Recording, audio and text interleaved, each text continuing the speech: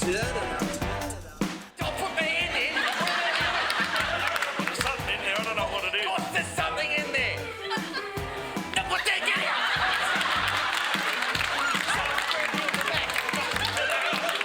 Shut up. Come on. Look at Find the that. key. Look, something more. There's something more. Listen to the key. Oh, Jesus! Hurry up. There's something this way that's bad. I'm not going to need it. Come on. Go. Which one's it in?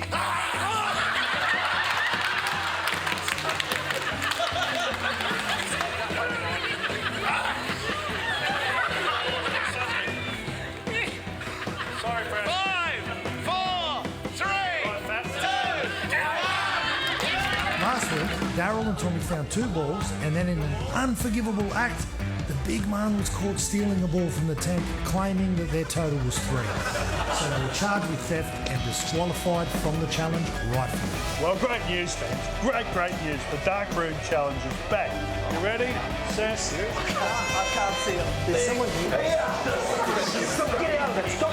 Listen, I'm telling you, one more, and JT's going to put one on your chin, right? Get out of it. Get out, get out, get out.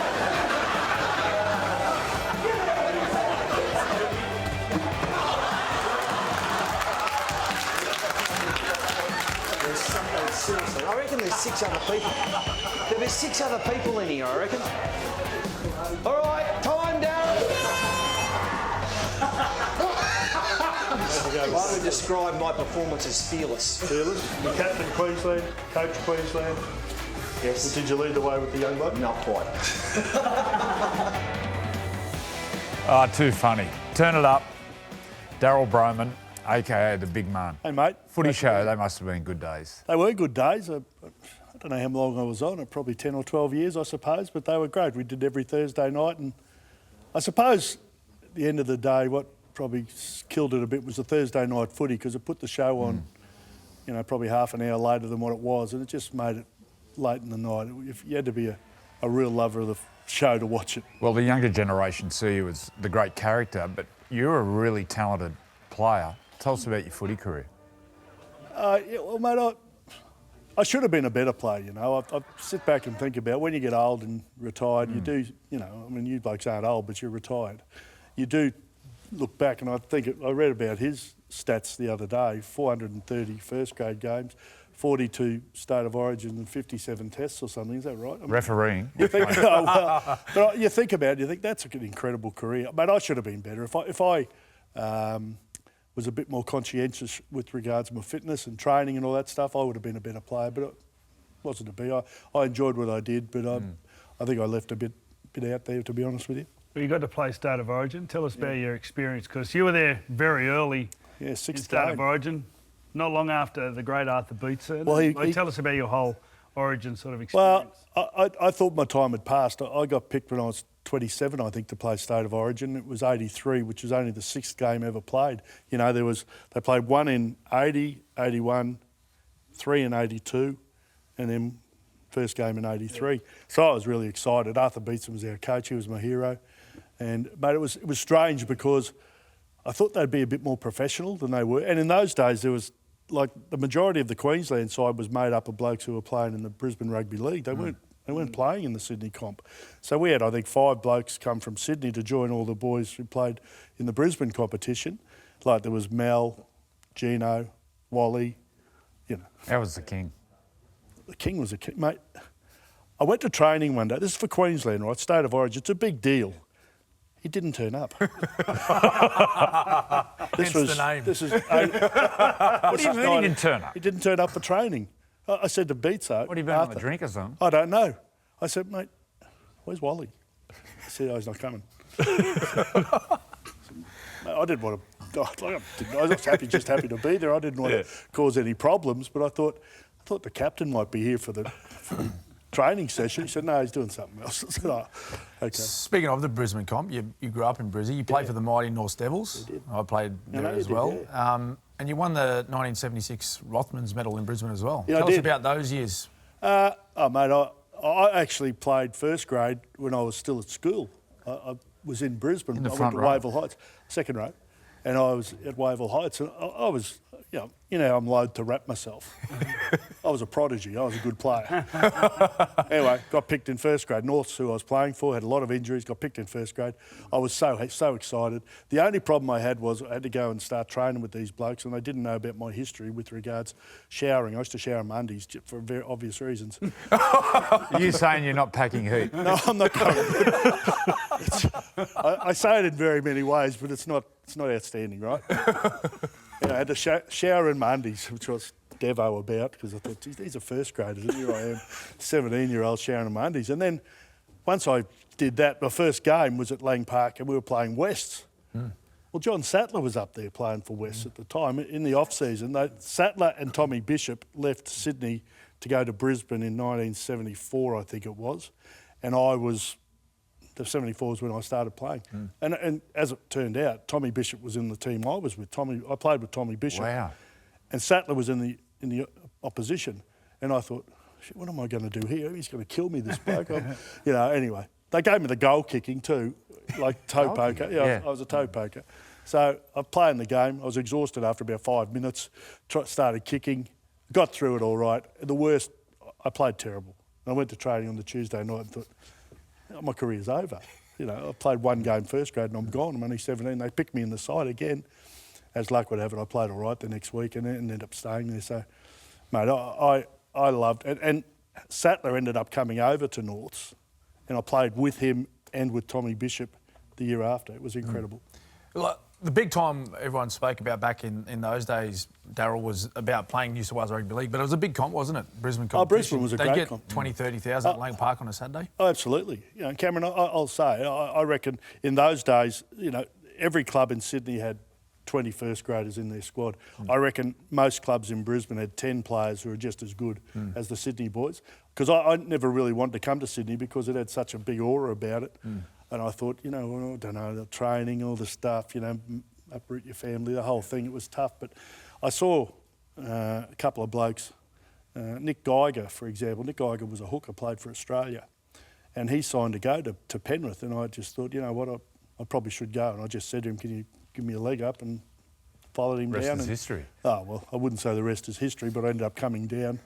Well, one of the thing in history yourself is the Les Boyd incident, the elbow. I don't want to talk about it too much, but away from footy, how much did that knock you about? Mate, because it's still talked about today. Yeah, mate, it didn't knock me about mentally or anything. I don't believe it did. It certainly knocked me about. I'm just watching it here. It still hurts watching it. I mean, that's what you do. That's what happens when you take a ball up. I mean, front rowers shouldn't have to do that stuff. I mean, take it up like that. But I'll never forget this moment because it's a big moment in my life. It was my first game, State of Origin, and I thought, you know what, this is an opportunity. They picked an Australian side that night, and I thought this is my chance to play for Australia. Were you ever the same player? I actually think I played my best football at the Bulldogs in !84, believe it or not, which is the year after that. I left Penrith because they didn't offer me a contract. I thought it was a fair enough reason to leave, and went to the Bulldogs.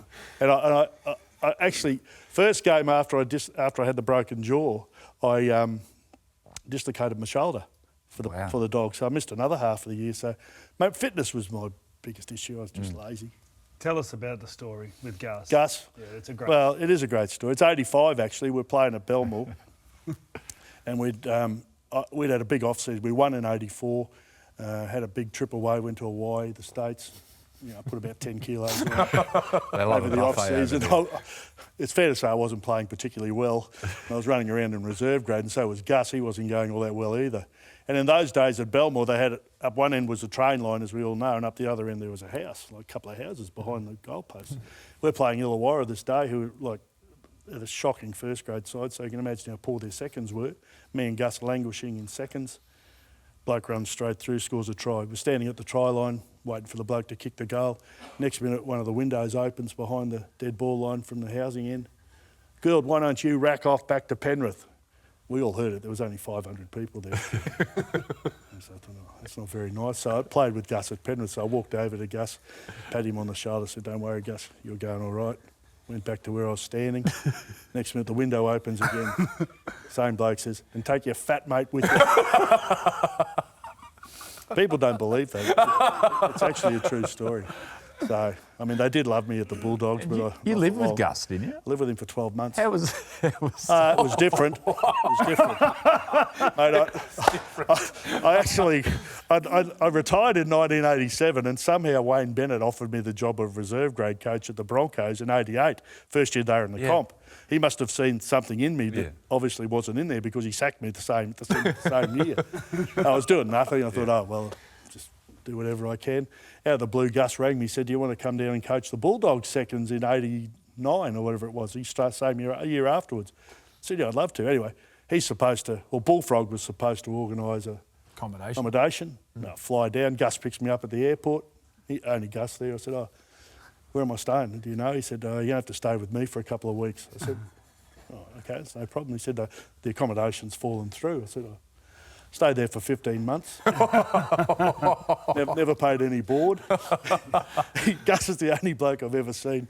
Instead of going to Coles and Woolies to do his shopping, he used to go to the local Ampol service station. You know. Well, I lived with him too.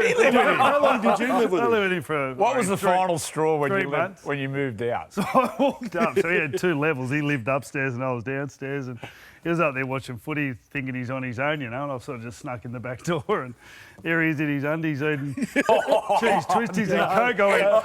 And I taught him that. I taught him that because I told him I was going to go on a diet, and then after that I'd go and get a packet of chips and eat them. Like, he was paying for everything. I had no money. I'd just been through a divorce and everything. I was struggling big time, you know. So we don't need to go into that. But mate, I've got to say about Gus, he did a lot of good things for me. Yeah. He did a lot of, not only the, you know, no paying of board or anything like that. He paid for the food, and he helped me out a lot, and also actually helped me get into the media, which I'm you know, indebted to him forever. Same here. You know, he was there at a time and opened the house. Well, mate, he did. Like, opened his life. He did. He had a washing machine. I'm happy to do the washing at home, right? I'm good at it. I'm really good at it. All you got to do is just put it in there, put some stuff in, and press a button. You know.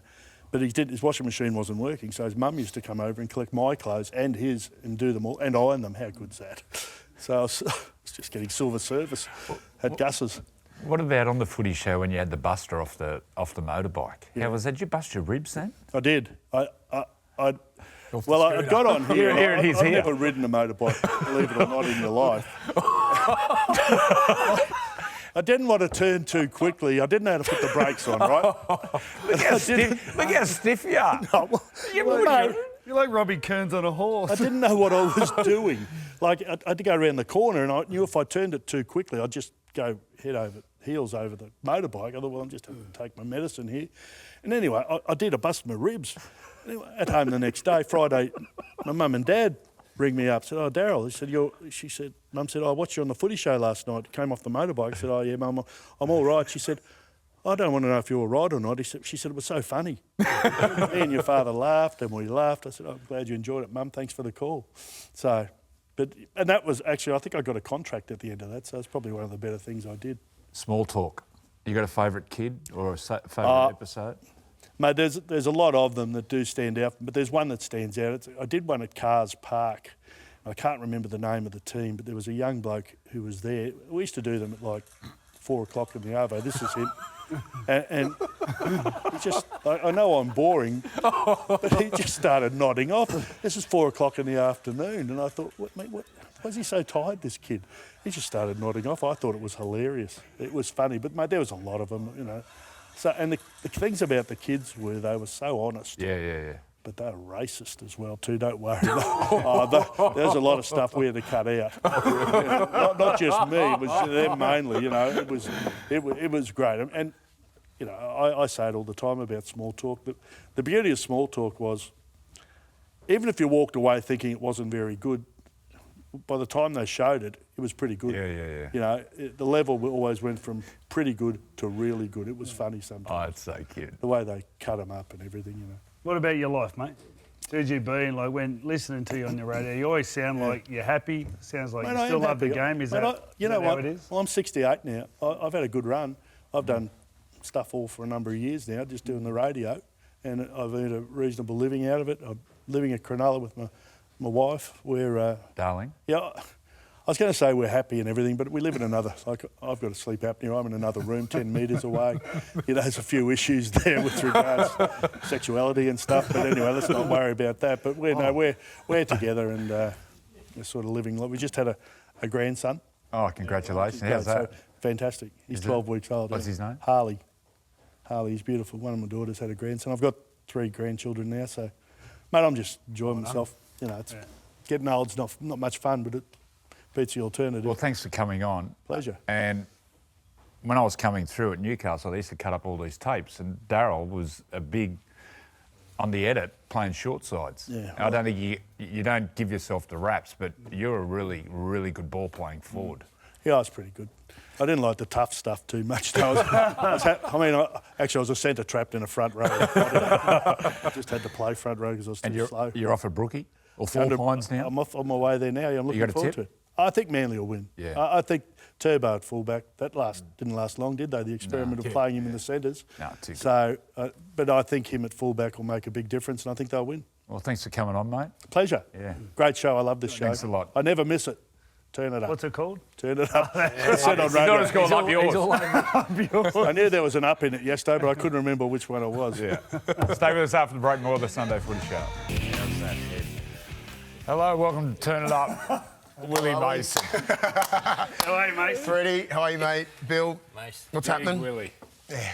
Born and bred Toronto, about 20 minutes out of Newcastle. When did you start playing footy and who for? Toronto Scorpions, right? I think I got there when I was about 7. And then... Played under 15s? No, I wasn't that big when I was younger, man. I was a little, not small, I was like slender, right? Athletic, you know. Come through the grades there and then like Toronto West boy out there. And then gradually just got into the system. Newcastle system was quite good back then. From under 12s. So you played Yeah. Matthews and... I didn't play Matthews SG ball for the Hunter Mariners and then they made that big... Remember Super League? Yeah. Can't, if you weren't with the Knights, you'd have to go back. And I thought that was going to be like Scotty Hill and Brett Camorley, guys that were like first graders, not like a 16-year-old kid that just wanted to play for Newcastle. So you wanted to play for them? I got hit with that, yeah. So that's the only reason why I went down the Bulldogs. That's the only reason. Otherwise, I would have been in Newcastle, coming through the grades and then playing with you. What was that like moving? It was hard. It was really hard. So I think a lot of life things that just got thrown my way at that age, like I was like a highly touted schoolboy and everything, and then I had to bury my father at that age. So when I was 17, just turning 18, and then I remember sitting in our commission house when we grew up, like one of 8 kids, and we get dealt those cards real young, right? You sort of just understand what you are like now, how I'm built. None of the things that I went through in like footy was ever that hard, and ever harder than that day. So if you put things in perspective, you know, when you get older, you learn about yourself and everything. Like, so my footy was always fun to me. Always fun. Did you feel bad leaving your mum? 100%. I didn't want to go back. I didn't want to go to Sydney. I wasn't going to go. I wasn't even going to play. So. And what did she say? Yeah, I just had to go, man. With the circumstances, the cards you get dealt, you just deal with them at that time. But like, I was supposed to go down there for the 98 season, and you're supposed to go down in like what, November 98? Remember that? You'd have to start your pre-season as a young kid. I didn't go down till February of 98, so I missed a hell of a lot of weeks. Went down to this Bulldogs culture and just went, what have I got myself into? Where I'm living from Toronto West to Belmore. Walking down Belmore in 98, I didn't know what was like religion, Muslim. I didn't know what Lebanese people were. There was no Lebanese people in Toronto West. It was just like really Aussie, couple ethnic sort of thing. Like I got a mate who was Syrian. I didn't even know. We just called him. I'm not even going to say the names. You can't say them these days. Ethnics had the corner shop. Yeah, You had and a then couple you just of had a few nationalities things that like and we were just one of the Polynesian families. There was 2 families in there, and it was just like that's what I was brought up with. We never used to really go into Newcastle. Like you're a Cessnock boy, you know that. You stay in your little borough, come in and out of Newcastle when you're a young kid. The next minute you just bang, you're in Belmore. I'm like, wow, what's happening? And it was just a great ride from there. A lot of grey area, but you know, fill it in. Did the club become a family? It did. And that's why I'm back there now, because they understood where I was from. Part of my contracts was always bringing mum down and putting her up in a hotel with all my younger kids, right? I'm one of 8, 5 sisters, 2 brothers. So they'd put them up in a hotel every home game. They're young and they've like never been in a hotel before and all that sort of stuff. So it was good, like providing for the younger kids. They were like in their 7, 8, You know what I mean? They were just going crazy. The bill, I think the club knocked it on its head because they're like, you can't have like $5-6 grand room bill on these hotels every home game. And like, yeah, my brother's coming down, everyone's having a good time. So yeah, it was great, and I really love the club for that, and I never forget. That's why I'm sort of back there now, trying to give back and done a big 360. What about that team you played with around 2000 to 2004, 5? Yeah. That era there. What was that team like to train with, play with? Like, you played hard footy. Yeah. It was a hard team. 2004 grand final. Roy Asatasi, Sonny Bill Williams, Jonathan Thurston, Corey Hughes. Rennie. Yeah. It was just, we just had a real strong bond, you know, going through the garbage at Coffs Harbour, going through a lot of things, really like galvanised that whole crew. And we're still like close as hell now. We're on our group chats and everyone. It's a great way to get humbled if you're on that chat. Thank you, Billy. Look at that. You ruined that. Tackler? Yeah, you know, we're still tight as hell now, and it was just such a strong bond going through all that sort of stuff. So we're all good mates. What about those two guys you just mentioned, Jonathan Thurston and Sonny Bill Williams? Like, seeing those two young superstars coming through, did you know where they were going to end up? Yeah, watching Sonny Bill, I remember him. I think he was playing against South Sydney, and he played against someone. A bit of an altercation, and then seeing what happened after, I was just watching him play. Don't worry about the fighting bit. Watching him play, the skill set from him to change hands and, you know, like right into left and right palm, left palm, change his footwork and just the smartness of the offload, because everyone just loves popping offloads all the time when you're young, but he wouldn't throw it unless it was going to be on your chest. Then Jonathan Thurston at training, like, he was just playing with it. He was at another level, man. Sonny was obvious. Like, Jonathan Thurston wasn't. Yeah, that's what I mean. Like, at what stage did you realise, you know what? This bloke has got courage. JT? Yeah, because... Around about 2002 and 3 and 4, and then by then it was too late. Here at North Queensland already grabbed him. And we're like, he was a 21-year-old Was either him or Brett Sherwin? Yeah, so don't sleep on Shifty, man. He was the second best halfback if you weren't in the game. He was playing for New South Wales, Brent Sherwin. He had Braithen Ass, he had all these guys coming through. And then, you know, that was the low-hanging fruit, was JT, like, oh, he's too small. Oh, he's not this, he's not that, he can't. Back then, it was Landed Giants back in the early 2000s. Yeah. Big back rollers, spotting up the three-man, all that kind of stuff. And he wasn't like a real defensive-orientated player until he just got better and better, worked at his craft, went up to North Queensland. But you just got to see the footy IQ on that guy. You got to go, come here. And he never wanted to go. So it's sort of, that was the start of everyone sort of going, yeah. What about Ogre, Marco Murley? What's your best Ogre story? I love Ogre. Because you just wind him up. I do. The best story. I got to tell what's on Channel 9. So when he hit Bryce Gibbs, that one, right? That was a total lie. So we manufactured, and so Nate Miles he was in part of the team, but he wasn't in the actual starting side. He goes, "You see all the stuff that Bryce Gibbs was saying about Ogre?" To me, he knowing that fully well, I'm going to wind Ogre.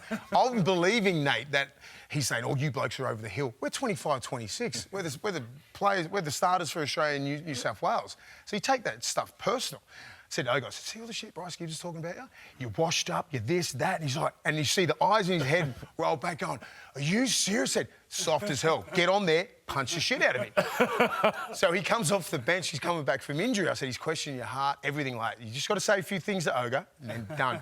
Comes off first thing, bang, fight. And then does the infamous hit up. And then he knocked him out, carrying the ball. Yeah. And, like, he just took that so personal. Front rows are weird, and he's just the weirdest of it.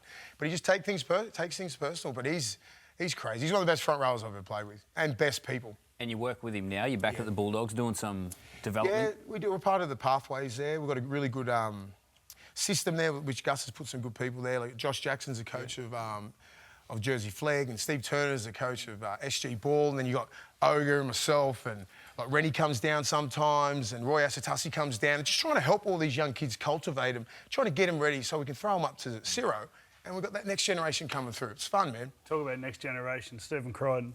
What difference has he made to the club? He's unbelievable. What he does, I mean, don't worry about what he does, like, on the field. He does critter things, right? But, like, just his energy at training, what he does, like, bringing just the music, right? Like, you probably wouldn't have flown in your era. Cold Chisel. Cold Chisel would have, but the music him and Fox are playing, but everyone buys in it, the handshakes, you know, everything, we were just speaking before, Freddie, it makes everything a little bit more personalised, right? The handshakes, just shake his hand in the way that you do it. Everything's fun now, you know what I mean? And you see the energy at training, what he brings, and just, like, he's 23 years old, boys. What he's doing for that club. 23 years old, just think about what we were doing when we were 23. What about the coach? And Ciro loves him, and players love Ciro, right? They love him because he's all for the players, right? He stands there and he's coaching them hard. He coaches hard. Buy in. Buy into it. Physically, mentally, everything. You know, What about Travis Tuma, like he's the S&C. They've got a really good squad there. We talk about early 2000s. You had Billy Johnson as conditioner. He used to absolutely flog you. But back then, everyone would have had him, right? You had those trainers that were just crazy, right? And we've got trainers now, they're crazy, but they're like sports science comes in and goes, hey, stop it.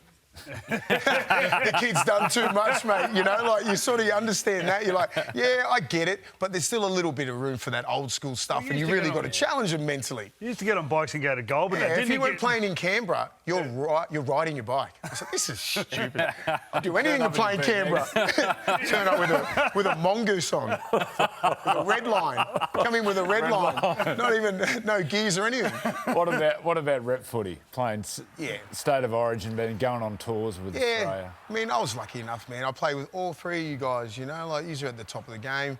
And, like, just, you know, going on 4 or 5 kangaroo tours and playing some big Origin series, that's mad. You know, when you look back on it now, I can sit here and we're doing this sort of show, and I've got a lot of gratitude and perspective to what, you know, my career was. And it's like, I just want to help the next generation, right? We had some great times in those Aussie teams and New South Wales teams, playing against Queensland, played with each other. So there's a lot of stuff there, man. Yeah, imagine doing that now, right? When you knocked out Stuart Field. Yeah, it was just part of it, right? It was just like, if you didn't like someone, that's how you sort the shit out. You're not going to unfollow them on Instagram or something like that. That's the way you do it now. But that's just the way it is, right? He's a stink. And I went before the game, I told all the boys, I said, I'm going to punch a piss out of this pommy, dude. Just because, right? And then, like, me and Peacock got into it and just there's nothing, you know that. There's nothing like a fight, right? To fire up the boys. Then that next couple of sets was unbelievable. I got him good. Did you have history before We that? had a heap of history because it started probably back in 2002 when I just wasn't like, you hear some shit off the field about some players and I'm like, I don't like that. And then that's what happens. What about you do podcasts now? Is that, do you reckon that is your perfect 100%. line of work? Look at this. Look at this. Say what you like. This is a conversation, right? Right? This is what a podcast is. The Levels Network podcast is just sitting here having a chat, and it probably goes for obviously a little bit more than 10 to 15 minutes. Sit there for 2 hours. Imagine what you can come up with 2 hours. Start talking about stuff and memories start floating back about, oh shit, remember this year in like 2003? So Justin Horro does a great job of like reeling me in. Yeah. Putting the questions out. You in. Yeah. I see him sometimes. What you call it? I see him sometimes just going, that's fault. me at a 6 out of 10, mate. You know what I said? You've seen a 10. But yeah, that's just fun for me, right? Because I'm like, this sort of stuff, you guys can have this, right? It's very, you know, structured, where I don't do structured, right? I'm just like, oh, come in there. We'll film tomorrow morning at 7:30, and it's Thursday, 7:30.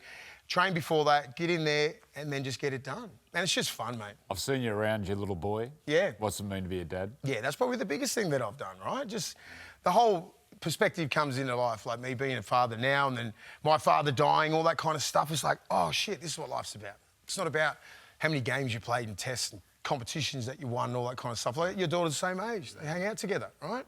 It's just, that's a beautiful thing. He's, I don't know. You get put in his place pretty quick. Yeah. He's coming for the throne already. He's, mate, personality. Even his little one, Alice, like he's a strong personality. It's good. I just let him go and like got to cultivate that, you know, and let it grow. But I love that, man. That's what, you know, your whole priorities change in life, right? You got a father's real young. I wasn't, you know. Like, so you go, shit, I get it now. I get it, you know. It took till 39 to get. Would you encourage your kids to play rugby league? No, I mean, as I said, I told you at the start, like the cards you get dealt, you deal with them, right? He's not getting dealt those cards. I gave birth to an Eastern Suburbs boy. Yeah. Come on, you know what I mean? Like he's not the cards that I got dealt. But if he wants to play, the doors are open. You know what I mean? But I'd like to think that I've kicked a lot of other doors open, business-wise and like life-wise, that he doesn't have to do that. So if he wants to do it, he really wants to do it. And what are you doing now? Talking to you, just having a chat. No, I can't say that. Oh, you can't say it? No. Okay. I've got a few things in there. Like something big's happening with Willie. Yeah, very big. Got some things happening. You went to Union in France. How's that? Well, this is how I managed to grab that. So I was in Hull KR. Remember I went to Hull after 2010? I was like, I'm done with the NRL, right? Just get me out of here. I didn't know Hull was such a rugby league town. I thought it was done. Sit up in the north of England, no one cares. It's all Manchester, blah, blah, blah. It's the biggest rugby league city in the north of England. I was like, and now I'm sitting here. I signed for KR. I had Ogre and Fitz in all that at FC. they're my best mates. You can't even hang out with each other. Oh, So Clint Newton was the the KR captain, and I'm not even really hanging out with him because I didn't know him like that. Anyway, fast forward, they ruined a lot of things, and then I get a call from my manager going, "Would you play Union?" I'm like, "I never played Union." He goes, "Well, would you play for the Barbarians?" I said, "Yeah, whatever." So my first game of Union was playing 12 with the Barbarians against England at Twickenham in front of like 80, 90,000. How'd you go? Yeah, it was easy. No, I'm joking. No, it was hard. It was hard. But the off-the-field stuff, I thought I was done with that, right? I'm like, it's going to be real hard. Everyone's going to be focused. But if you talk to a rugby union person, the Barbars is the funnest week of their whole life, right? It's all these other things accumulated together to make one team. You play against England, you play against Wales. I'm like, I'm playing 12. 12 in union in Barbars is early ball. And no tackles. I'm like, yes, put me at the 12. So I'm playing with all these great All Blacks and South African guys, and I had the best time of my life, man.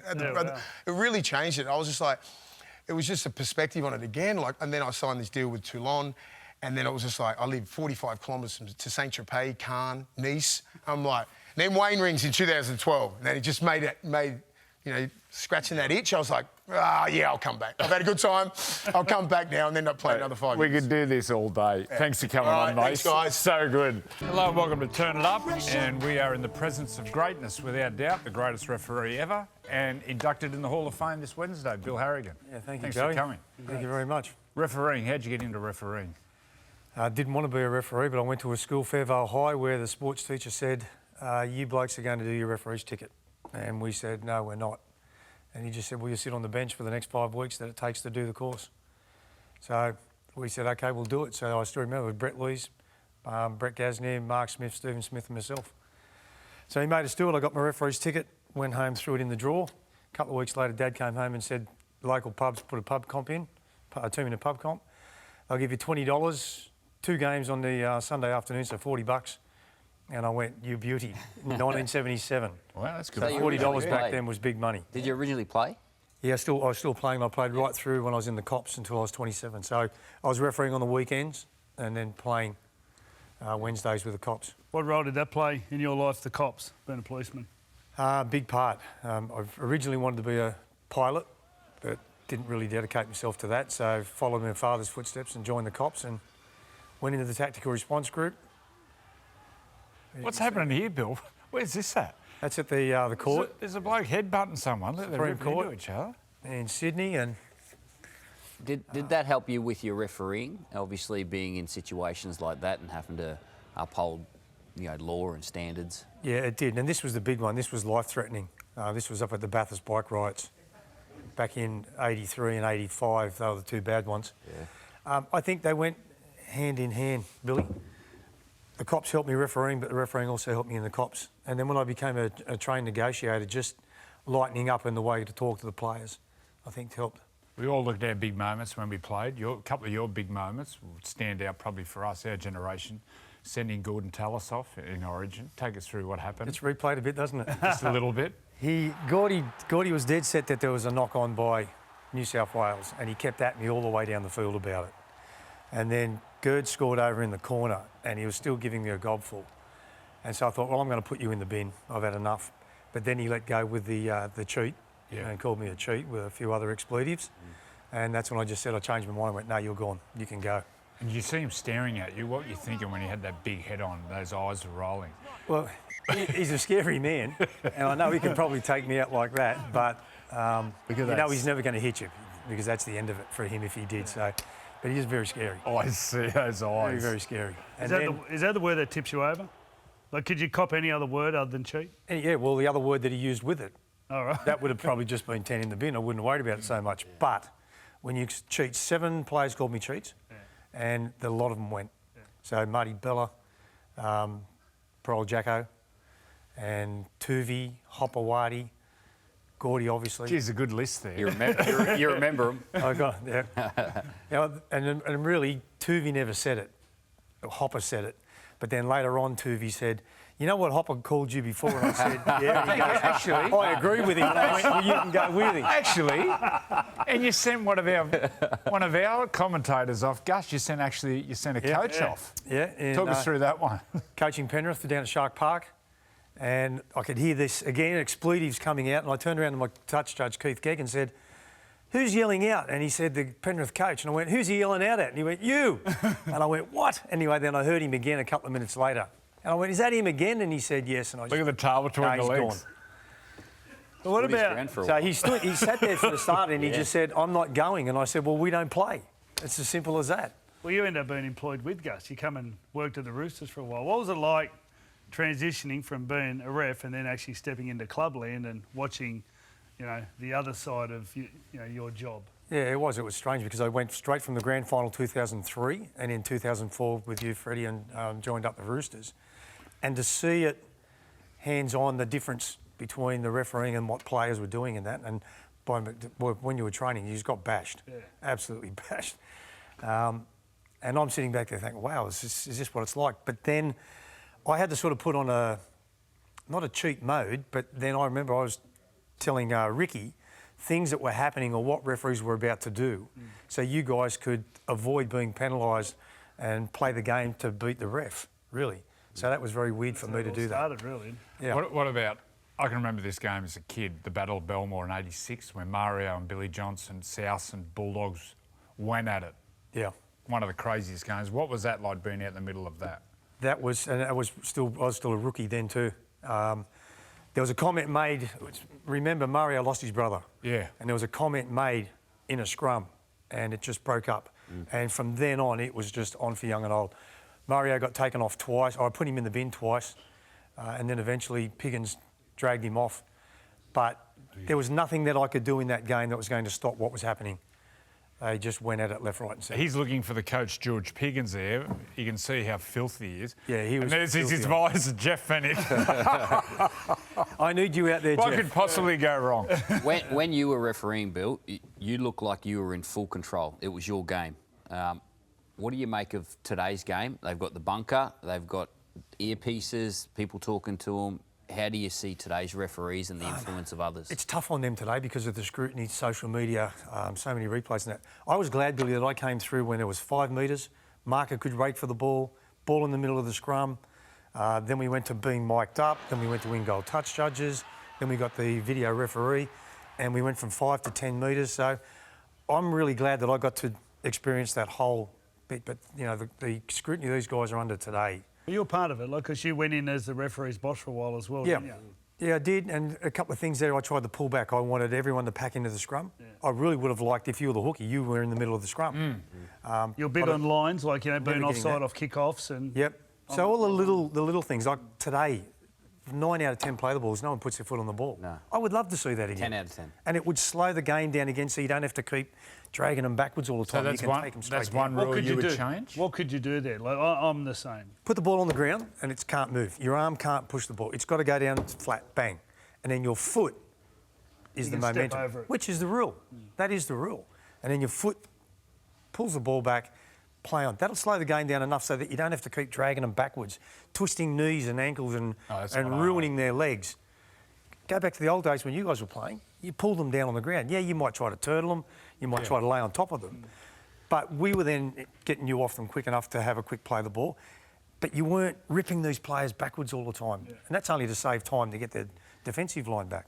You spoke about it before, the negotiation side of being a referee. How important is that negotiation where they might be half a metre offside, but to keep the game flowing, you get them back that little bit further and just let that fatigue element get into the game? Yeah, I did that when it was 5 metres. I used to go back 7 to 10 metres back then and used to get into trouble for it. But I was thinking, I'm opening up the game, let them have that bit.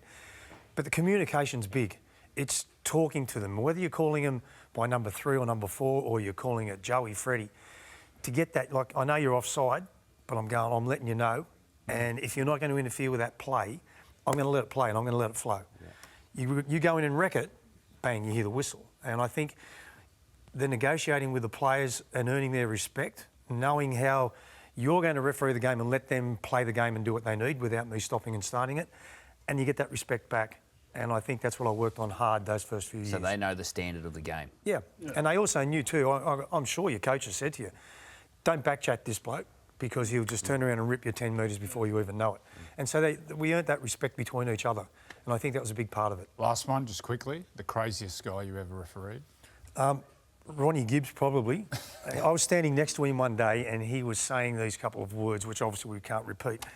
And I thought he was saying it at me. And I'm getting ready to hoist him, and I looked around at him. But really, his eyes were sort of like that. And all he was doing was saying it to himself to get himself pumped up because he had it. The ball carrier was eyeballing him, and he thought, I'm taking you out. When he got the ball, he raced up and just creamed him. Oh, absolutely creamed him. And I went, wow. And then he'd get up and he'd go over it again. So-and-so, so-and-so, so-and-so. Okay, Bill, thanks for coming on. We could have spoke to you all day. Thanks for that, mate. Thank you very much. Stay with us after the break. More Sunday Footy Show. Cheers, mate. Thank you. Welcome to Turn It Up, and we have one of the great characters of the game, Paul Langmack. Hello, Joey. Langers, thanks for coming in. No, it's a pleasure to come in. I'm very grateful to be here because I watch it every Sunday and it's a great segment. But like you started, in 89 in your career? Yeah. And you finished, 218? Yeah. I'm good on my research, And I'm here with three guys who are the winks of generation. You're a generation of the winks of rugby league, and I've got goosebumps sitting here with three legends.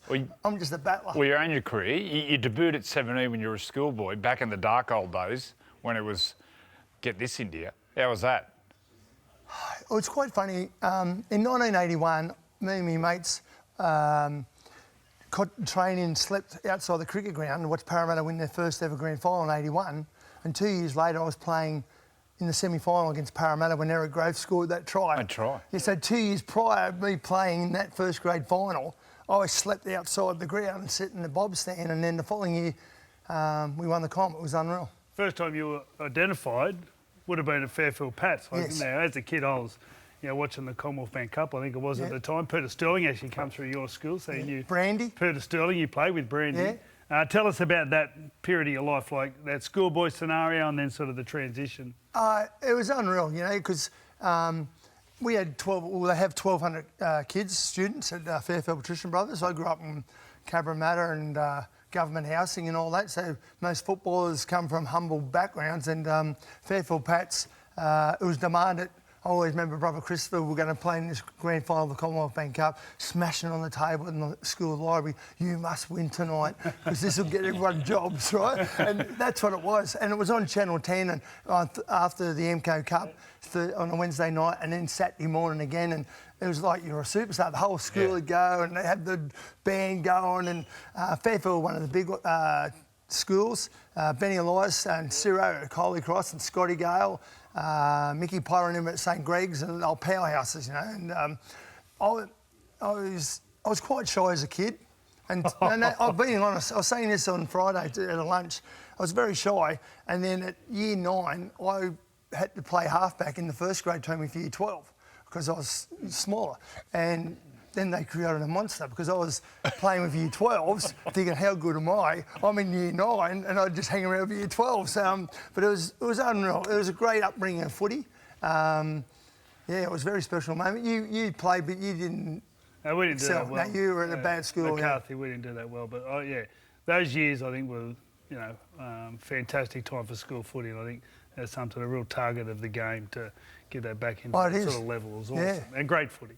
It was, and you were too young. Were you too young? You didn't even watch it, or? Yeah, I was born in '83, so that was the year you debuted. Yeah, okay. Yeah. So what about those early days? Because you played for a long period of time. What was the difference from when you started to when you finished? Well, in '83, I was a Parramatta junior and captain all the SG ball, all the junior reps, Australian schoolboys and all that. But I went to the Bulldogs mainly because they had a scholarship scheme, and my doctor, George Paponas, was the first one to get one. And so I went to the Bulldogs mainly because they put you through uni to do a Bachelor of Business. I was so lucky to go there. Success was demanded. As soon as I got there, I said to Peter Moore, who's the fittest bloke in the club? And he said, John Caveney. I said, I want to train with him, and Billy Johnson. And we trained with him. They taught me so much. We used to train that hard. Down at Brighton in the water, on the sand, but in offset. We got fit before the pre-season. Yeah. That's how it was. And clubs that talk about culture don't have it. Senior players dictate the culture. They're the ones, yeah. The senior players at the Bulldogs were the fittest and the toughest. So young blokes just go through. Like when you're at Penrith, Chris Morton and Peter Kelly were there, they would have taught you and your career and your career. It was unreal, mate. And we had characters. Warren Ryan got there. We lost it in '83 under Ted Glossop. Then Warren Ryan come and changed the whole. You just went to the Dogs of War then. Yeah. Became a defensive team, yeah. Yeah. We could win 1-0. Yeah, and Warren was such a great coach. Before it used to be inside, outside centres, ball side, near side second rowers, 5'8" and lock. So he changed all that to left and rights. Yeah, he's the first one to split the centres. Yeah, and then so myself and Terry Lamb, we were adjustable parts, being 5'8" and lock. So if I defended mainly on the left side, Terry would be on the right. And if we kicked downfield and we were there, we'd just wave at each other and we'd stay there. But I played with Chris Mortimer, who was a tough guy. And if I wasn't playing any good, he'd say, "Langer, listen, take your skirt off and start whacking." And I'd go, "Oh, sorry, Chris." But it was so good, And if you weren't having a go, he'd get into you, right? And it was so unreal. Like Darryl Brayman come, not the fittest bloke ever, and he's playing and at Belmore and there's 25,000 and he gets replaced halfway through the second half. And after the game, we were at the club and he says to everyone, "How good is that? The crowd love me here. They think I'm a tackling machine. Robot." And Gus says, "Listen here, you dickhead. Robbo was replacing the legend of Belmore." He went, "Oh, OK." What about you, Langmack? You were one of the great sledgers and you terrorised me one day. It was one of the lowest games I ever played, my first year. Yeah, so in my first 6 years, I played in 4 grand finals, and I remember when Ellery Hanley knocked himself out in the '88 grand final. On Terry Lamb's elbow. And after the grand final, I was about to get our medals on the field to Peter Moore, and I was fair dinkum. When you're young, you just.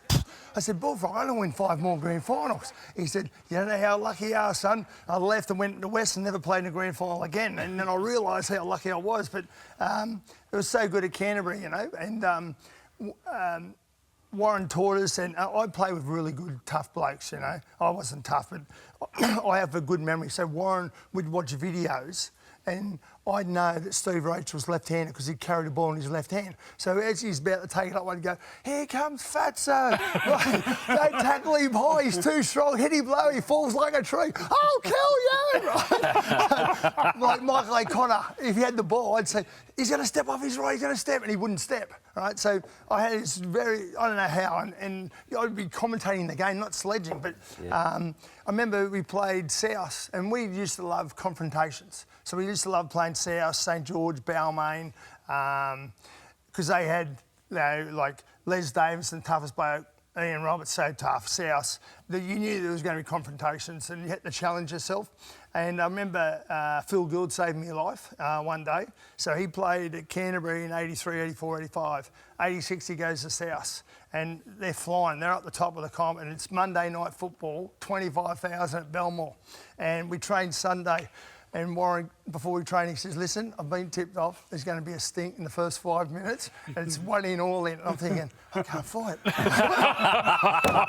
this is true. It was scary, mates. We all get scared, right? Are you playing against all the psychos, the Rambling Brothers, Les Davidson? No, I tell you, Les David's the toughest bloke I've ever seen, right? Played against Ian Roberts, David Boyle, Lindsay Johnson, and Mario Fennick. Ramblings, are they in there somewhere? No, they were gone, right? And then... And Gus was playing, and Tugger was half-back and that. Anyway, I'm thinking, this is not going to be good. Imagine if I get Les Davidson. This is my career's over. Or Ian Roberts. Or anyone. So... Or anyone. You don't know what it's like going into a game that you can't fight and there's going to be a fight. And, so just quickly... the stink breaks out. First 5 minutes, Mario Fennick punches the crap out of Billy Johnson. Oh, here we go. Les Davidson... smashing blokes. I get hit from behind by Phil Gould and he said, "Stay down, we're too smart for these dickheads." he saved me life. Oh, Linus, we can talk all day, mate. I'm sorry, mate, we're going to wind you up. So quickly on Joey. Joey scored 50 points in his first game against South. And Warren Ryan, we had a team of kids and I was captain at West. He said, "Listen, this kid can play. You've got to get into his head because he's going to be a superstar." I said, "No worries." So we go up the marathon, 25,000. We run on and I said, "Righto." So we kick off first scrum. I go, "Hey, Johns." And Matty Johns goes, yeah, no, the good one, right? So Matty drops his head. I go, so he comes to the sky and says, hey, Lardas. I said, you're not playing kids today, mate. You're playing against the men. You're going to die today. He's like, by the end of the game, he's calling me Mr. Langmack. I got to go, we got to go. Jimmy Saras kicks a field goal anyway. Terrorised. I still get anxiety from it.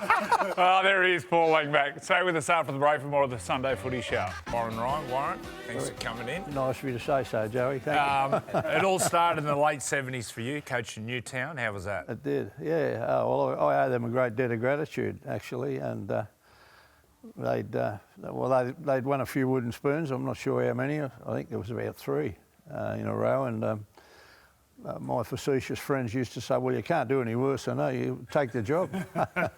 So that's Frank Farrington and John Singleton were behind that. Yeah, Singo and Frank Farrington. And so I took the job. Yeah.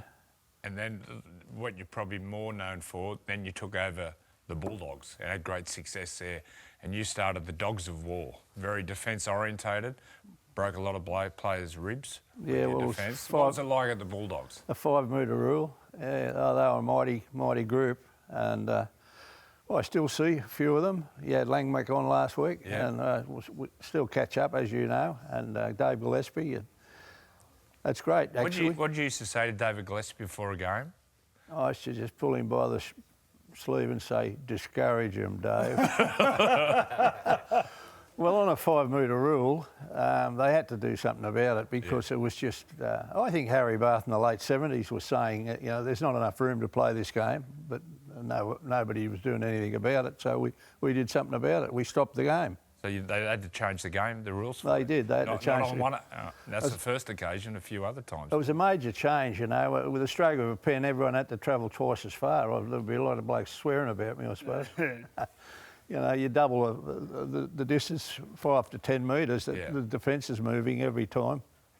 And what about, talking about changing, you're actually the first one to break up the field into percentages, into thirds. I called it a line theory, yeah.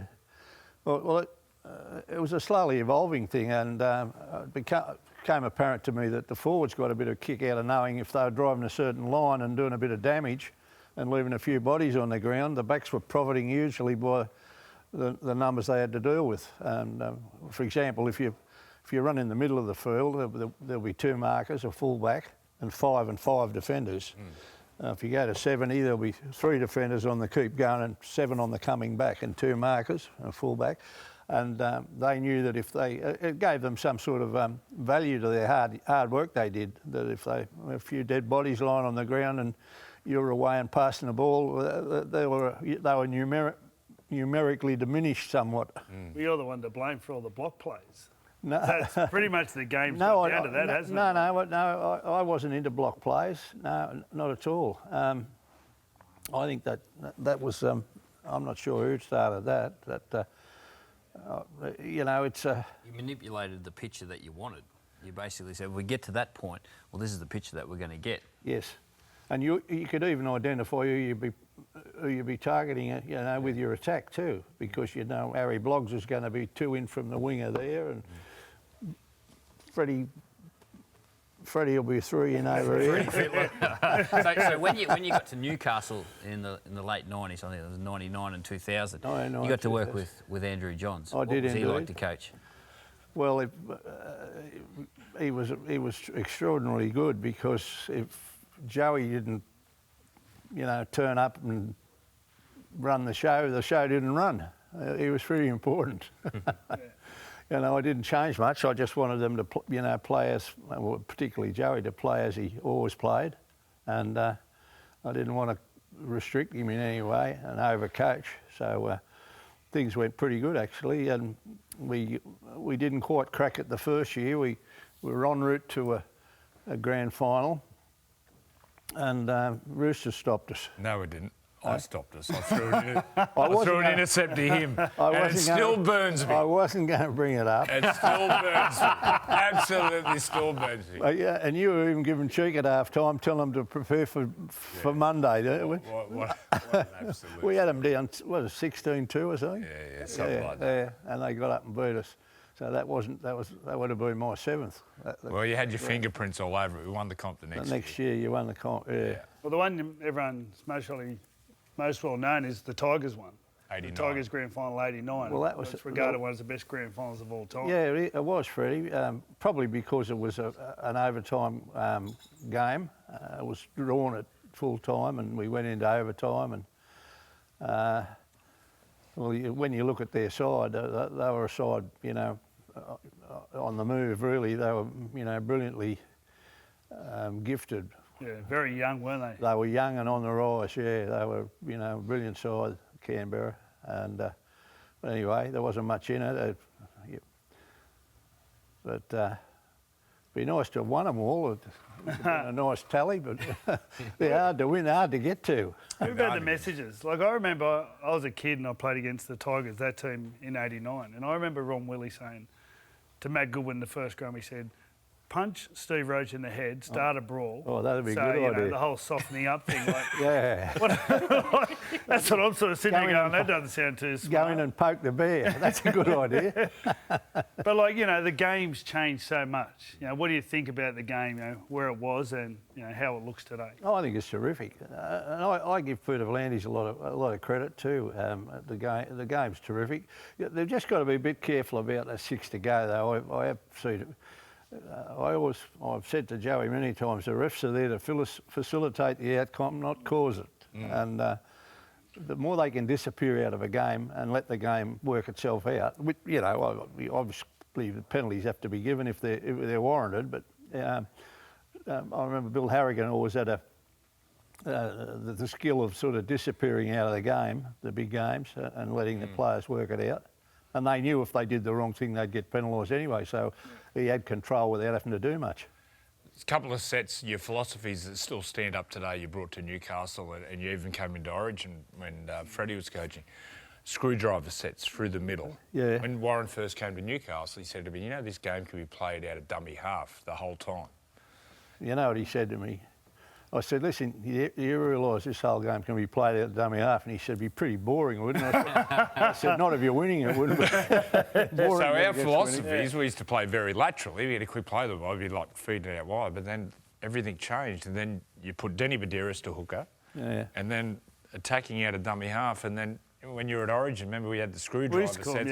You didn't even change the name of it. Yeah, it wouldn't change. We had the Roosters too, called Screwdriver. But then we'd bring Tom Trebojevic into the middle, and we had two fullbacks, him and Teddy, around the middle. Well, that's where it's dynamite. If you're driving if you asked forwards what they least like doing, they'd say being driven backwards in the middle of the field, trying to recover and having people continually coming at them, and particularly got a couple of speedsters just sitting off the opportunity of that drive through the gap because it can't laterally close quick enough because of the speed of the Slaters and all these people. Well, that's brought the little fullbacks back in, hasn't it? Look at Trey Fuller. Yeah. Well, you and Cooper and Cameron used to manipulate the ruck better than anyone. Yeah. People would always say, like, you're playing against 120-kilo monsters and that.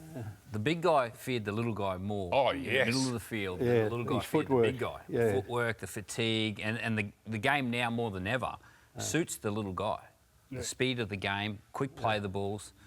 It's a battle in the middle. I was listening to Joey's calls, and when he talks about the fatigue setting in, that's when the creative guys really start to, and the guys with footwork really start to hit their straps, don't they? Get the opportunities because the big blokes can't close the gaps, the lateral gaps quickly enough for the sharp blokes to get through. What about some of the coaches now? Craig Bellamy, what do you think? Oh, he's marvellous. He's marvellous. So, I remember.